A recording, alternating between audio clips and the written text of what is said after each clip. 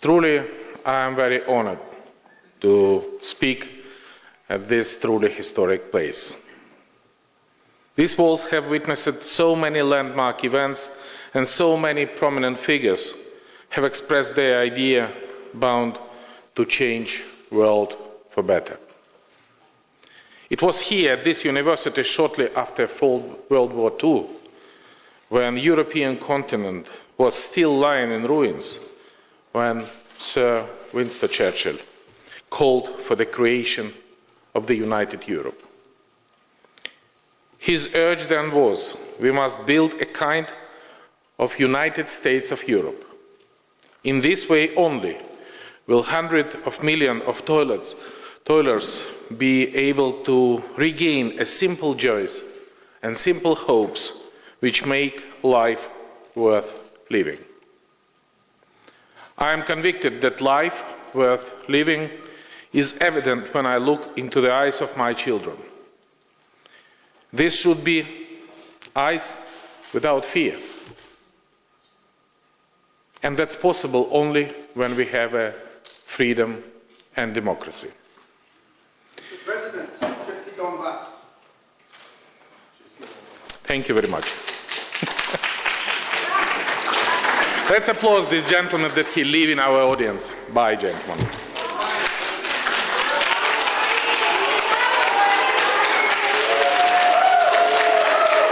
Bravo. Look, frankly speaking, I think this is a very symbolic. This is the picture of the whole world. And the whole world is united.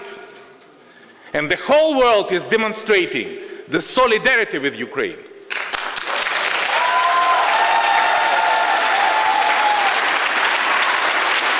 And those who support the aggressor, he is in a complete isolation. Nobody in the world will support them. This happens in United Nations General Assembly Conference. This happened in the United Nations Security Council. This happens in the G20 meeting in Brisbane. This happened in Europe. This happened in the world. And that gives me a very strong hope that the perspective of the world is absolutely bright. That the values which united us is a freedom and democracy. And I'm absolutely sure that when we were united, the victory would be with us, no doubt.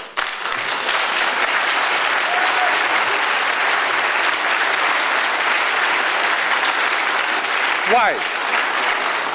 Why it's happened? Why the words of Churchill is come to the real life?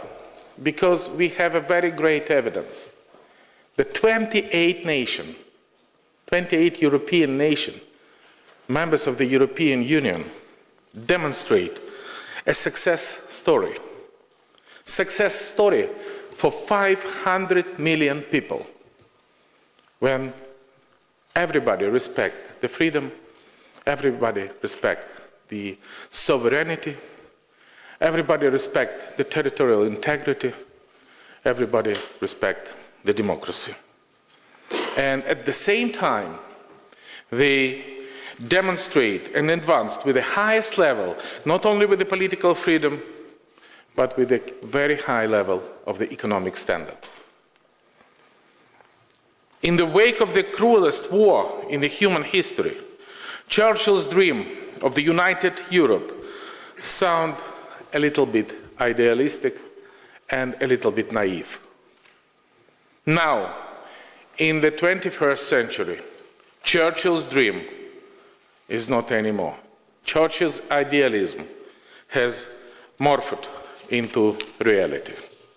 But after almost 70 years of the flourishing European project, the new global challenges have appeared, calling on the European leaders to seek further ways to ensure growth and security, as well as the availability of the democratic liberties. Europe needs now a new impulse. The whole of Europe is again under attack. I repeat, not only Ukraine. Under attack now is the whole Europe and the whole civilized world. And Ukraine now simply on the front line of this battle. The contingent ideas of the liberty and democracy are being directly challenged. The European Union, unlike Switzerland, cannot rely on its geographical endowments and on its unique security model. I told about that, Didier Bugalter. But it should look beyond its current borders to enhance its security. Today, the threats faced by Europe are similar to those that are now struggled against in Ukraine. My country waged a war against terrorism. It fights in the forefront of the European values such as freedom, sovereignty and democracy. And Ukraine should become a full-fledged member of the European family of nations. I have no doubt about that. It should happen while already being its indivisible historic, spiritual and intellectual part, already being a God, and if you allow me, already being a new symbol of the free Europe. The concept of the sovereignty brought to us by the Peace of Westphalia back in 1648, putting an end to one of the most devastating and lengthy wars in Europe. I don't want to sit with someone in this room who's killing children. Thank you very much indeed. I'm telling that.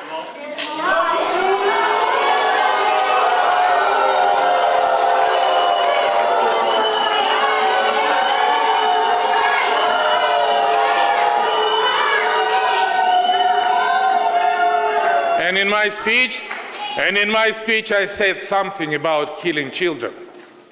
I have here.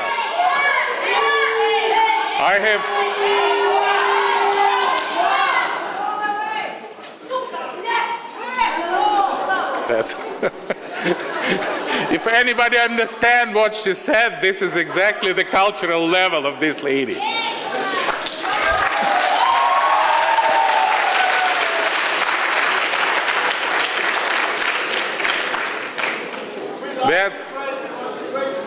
Thank you. Slava Ukraini!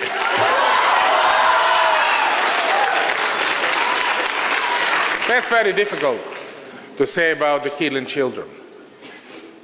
This is the sign which means Je suis Volnovakha. Volnovakha, it's a tiny town on the east part of Ukraine when the 13th of January, a Russian missile fly from the occupied Tukuchevsk hit the civilian bus where was altogether 29 persons, including one children. 13 of these persons were killed in one moment. Absolutely innocent civilian victim was killed by terrorists supported by Russia, supply Russian weapons and given order from Russian side. That's something about children. And that's why the whole civilized world concentrate their efforts to stop the war. And everybody could do whatever they can to stop the war. In this sense, I want to thank Didier Bugalter when we together, when he was the president of Switzerland and the president of the OSCE, and from the very first moment after my inauguration speech, I declare the ceasefire and the process of peace negotiation. And we receive a strong support in form of the creation of the special monitoring mission of the OSCE. And we were absolutely open to demonstrate that Ukrainian people wants nothing but peace. And Ukrainian leaders want simply nothing but peace. And this is a foreign troops to come to Crimea and make an annex. And this is a thousands and thousands of foreign troops come to some part of the Donetsk and Lugansk region, killing the innocent civilians, attacking and supporting the terrorists. And I think this is a very important thing.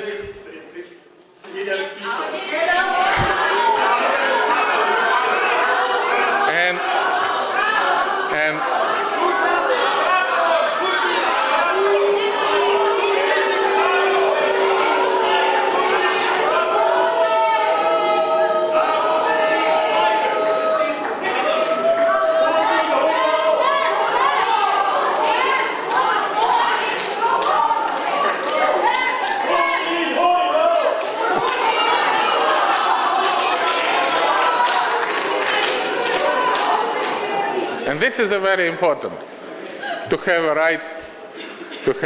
right to speak in the presence of the Ukrainian president. In Russia, you don't have ever these rights.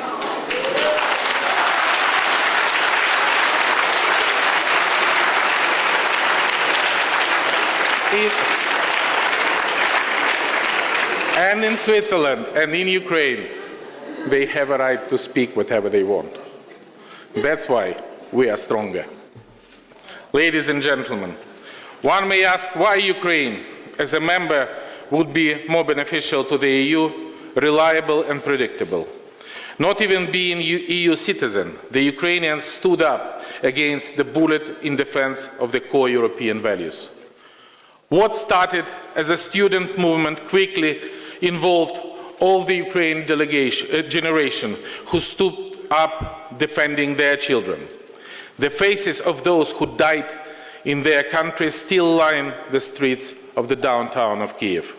Their picture proves that they hailed from every generation, every social class, every region of Ukraine. We Ukrainians call them Heavenly 100.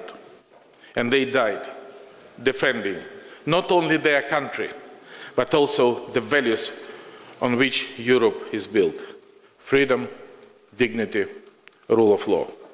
They go on the street of the Kiev exactly 1 year ago, on the 19th of February, the first massive demonstration, understanding that from those sides there is a riot police who has a bullet, who has a right, and who can kill every of them. They go there to defend the future of their country. And that's why we now have a very high level of the responsibility to demonstrate that their heroism was very important for us. Ukraine has proven its democratic commitment should not be kept in the sidelines of Europe. Inefficiency and innovation-led sustainable economies, it is not longer about the production factor, steel, coal or gas, but about the people with the potential, skill and vision alike. And Didier, I also want to build up in Ukraine, which would be not only famous with its chocolate, but